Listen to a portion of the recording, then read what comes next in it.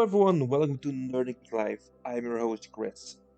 Today on What If we are taking a look at Star Wars. There are a lot of what if questions we can ask about this long running franchise, and we will get to some of them at one point or another. For this episode, we ask, what if Padme had not gone to Mustafar to find Anakin? Padme was spurred on by Obi-Wan to go after Anakin. Obi-Wan stowed away on Padme's ship to confront and ultimately beat Anakin. This led to the creation of Darth Vader, Padme's dad, and the placement of Luke and Leia. So what if Obi-Wan and Padme never set foot on Mustafar? What would have happened to the heroes and villains of the Star Wars canon? Let's find out together.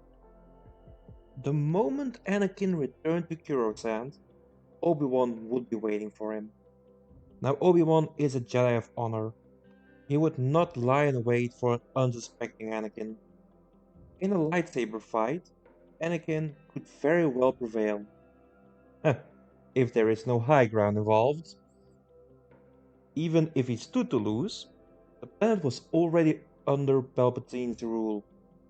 It wouldn't be far-fetched to say that clone troopers or the Chancellor himself would be watching.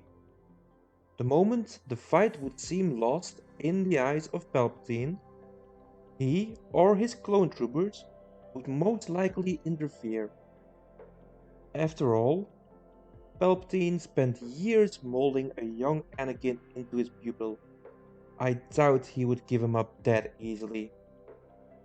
With Obi-Wan out of the picture, Anakin would soon be in the arms of Padme once again.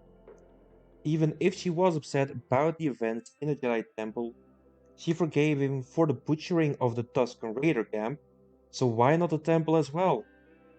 She loved him and was carrying his children after all. Without the burns and the loss of limb from the Mustafar duel, Anakin would still be the same man she fell in love with, only a Sith instead of a Jedi. However, I don't think Padme could stand for what the Republic would become. She was a firm believer in democracy and all it entailed. She would speak out against the new emperor. The question here is, where would that lead? Three answers come to mind. Firstly, she would leave Coruscant and stage the rebellion by herself. Secondly, she would leave Coruscant with Anakin and they would be starting the rebellion together.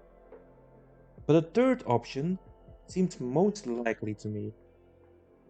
Once Padme was saved and she lived on, Anakin could very well turn against the Emperor. After all, it was only his love for Padme that made him seek out the Sith's help in the first place. With Padme and his children safe, and the likely grievances Padme had with his empire, Anakin would start to work on making her happy. If this meant killing the Emperor, why not? He has done worse to protect her. What would happen after, though? Padme would reinstate a new Senate, perhaps with herself at the helm. Democracy would flourish once again. And Anakin? Well, I believe he would become a Force wielder, not bound by solely either one of the sides. It would be a fair estimate that he would raise Luke and Leia the same way. Luke was a natural in the Force. He would learn in leaps and bounds in both sides. With a full-time mentor by his side, Luke would soon turn out to be a powerful Force wielder. He might even convince Anakin to start looking for Force-sensitive children again. This would see a new order of Force wielders established under the tutelage of Luke and Anakin. This new order would not be bound by either dark or light, but a healthy mix between the two, bringing balance to the Force like the prophecy predicted. Leia might be another story. She inherited more from her mother's side of the family than her father's. She could wield some powers, but her talents were more suited for politics. A force-wielding leader wouldn't be a stretch in this new timeline. She had no real connection with either Organa's Alderaan or Padme's Naboo, but she would be a resident of Coruscant. She could grow out to be a major player in the galactic field of politics on her own home planet. Unfortunately for her, though, she would not find the love of her life, Han Solo. Life for Han and Chewbacca would be pretty much the same up to the meeting with Obi-Wan and Luke. That event radically altered the course of their lives. Not meeting the two fugitives would leave them on Tatooine at the mercy of Jabba.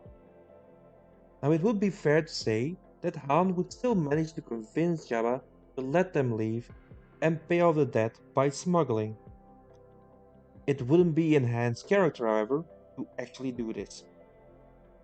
Yeah, he and Chewbacca would still leave Tatooine, but I doubt they would return. This would make them a fugitive from the Hutts.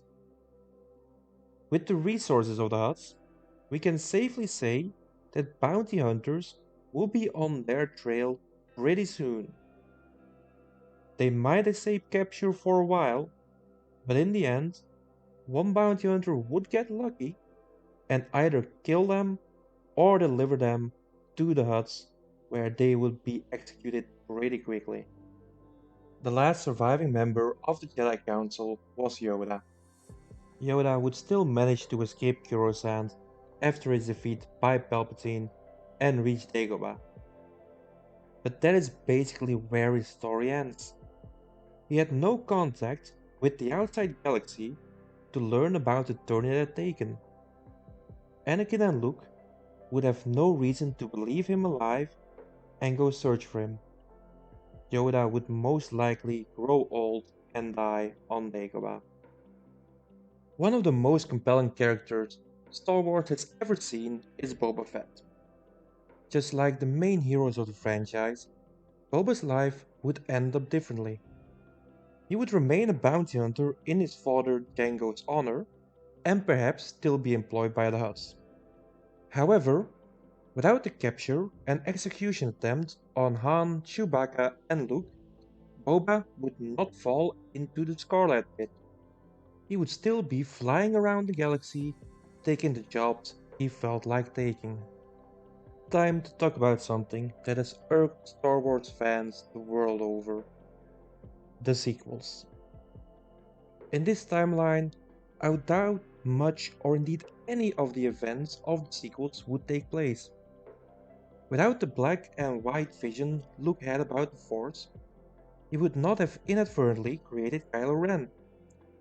Kylo would not even be born, as Leia and Han never met.